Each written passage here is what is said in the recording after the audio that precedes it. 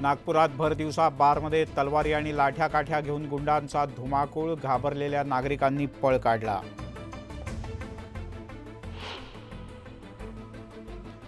सिंहगड रस्त्यावर भर दिवसा तरुणावर कोयत्यानं हल्ला, पूर्व वैमनस्यातून हल्ला झाल्याची माहिती, दोघांना अटक, एक अल्पवयीन। नाशिकच्या वनविभागाचा प्रताप सध्या चर्चेत, चांदशी परिसरात धुमाकूळ घालणाऱ्या बिबट्याला पकडण्यासाठी पिंजऱ्यात ठेवली मांजर।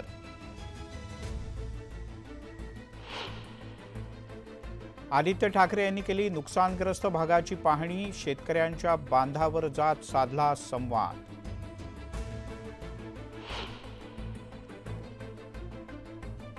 पूजा खेडकर प्रकरणात मोठा खुलासा, पूजा खेडकरचं अपंगत्व प्रमाणपत्र बनावट असल्याचं दिल्ली पोलिसांच्याकडून मान्य।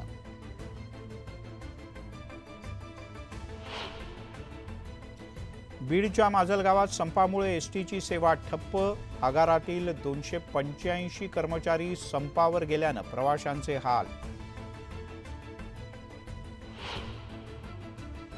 पिंपरी चिंचवडमध्ये बस आगारातून फक्त 7 बसच बाहेर पडल्या, प्रवाशांना बसतोय संपाचा फटका, नागरिकांचा मनस्ताप।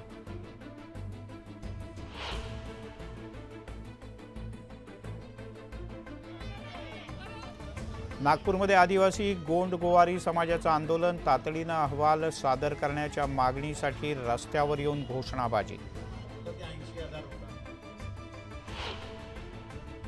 बुलढाण्यात मुसळधार पावसामुळे सावळी गावातील शाळेची भिंत कोसळली, सुदैवानं जीवितहानी नाही।